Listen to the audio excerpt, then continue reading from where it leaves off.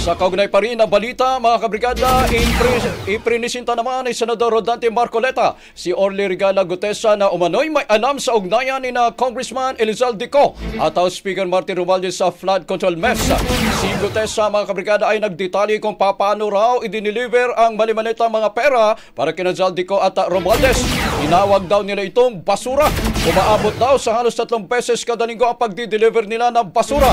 Sabi ni Gutesa, tuwing may duty raw siya ay nagre-receive ng basura ay ang mga executive assistant Nico na sina John Paul Estrada at Mike Tiksay. Ibababa lamang namin ay 35 maleta para i-deliver sa bahay ni House Speaker Martin Romualdez sa 42 McKinley Street, Taguig.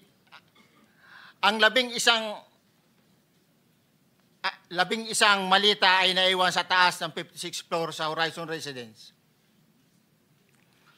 Humigit kumulang 3 bisis ako mismo ang nag-deliver ng basura sa bahay ni Congressman Zalde Co, sa Horizon Residence at sa mga bahay ni Speaker Romualdez sa 42 McKinley Street, Taguig.